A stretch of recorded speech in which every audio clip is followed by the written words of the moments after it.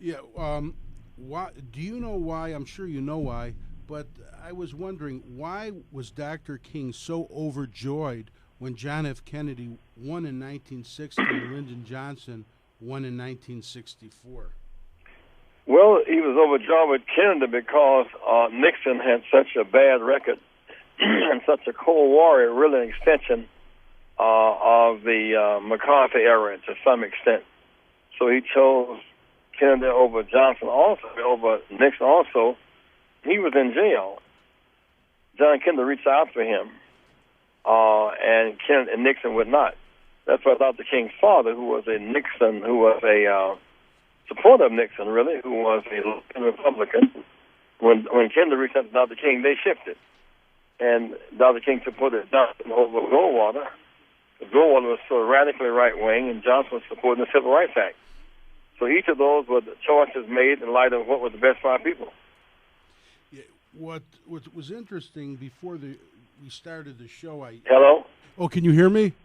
I can hear you now. Okay, sorry about that. Sometimes there are technical issues here, but not often. But I drove to the studio with Alex Roseborough, and we were talking, and what really was something we were focusing on was Barack Obama, and what ways does Barack Obama reflect the teachings of Dr. King? And I was wondering if you could share your opinion on that, because that's very, very, very important. Well, it's important to note that Dr. King, the prophet, was honored on the 19th of January. President Barack was inaugurated on the 20th, and so the prophet somewhat precedes the president. The work of the prophet, who was martyred and killed at 39, made the president possible. There's no connection there. I see. And you have been quoted as calling Dr. King a sophisticated strategist, and why? And why? That's something that would be interesting to us. Say it again, please. You've been quoted as calling, and I'm going to talk real close right into this microphone.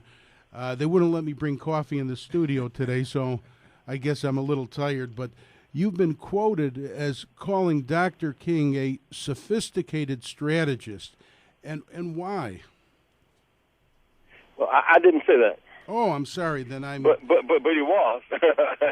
Yeah. I mean, we had a philosophy and a tactic in nonviolence. We focused on critical campaigns, the public accommodation bill, the Voting Rights Act, open housing, end the war. He was very tactical in what we attacked. Yeah, because I definitely believe that Dr. King was a sophisticated strategist and a genius, and I know he's done great work and paved the way for what just recently happened, resulting in the fulfillment of his dream. Barack Obama. He believed that people should work together on a common agenda, but racial justice, gender equality, and workers' rights was always foremost in his mind.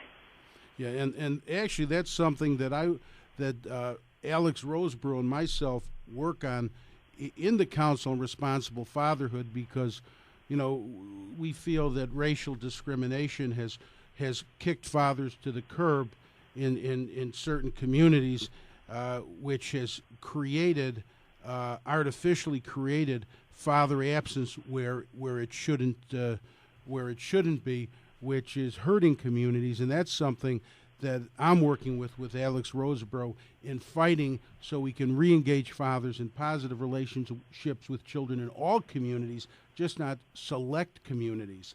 And that's a mission that I focus on in the council and other organizations I work with Alex Roseborough. But and that's something that I believe President Obama is a big supporter of, because when I interviewed him on this show, he spoke about increasing funding for activities promoting responsible fatherhood, and I believe that he will be signing Senate Bill 16 26th, the Responsible Fatherhood and Healthy Families Act into law as president, which will help fathers in all communities, not select communities, which is something that our country needs, because we have to support all communities, all families, and all children, not just certain children that are in certain select communities. But Right.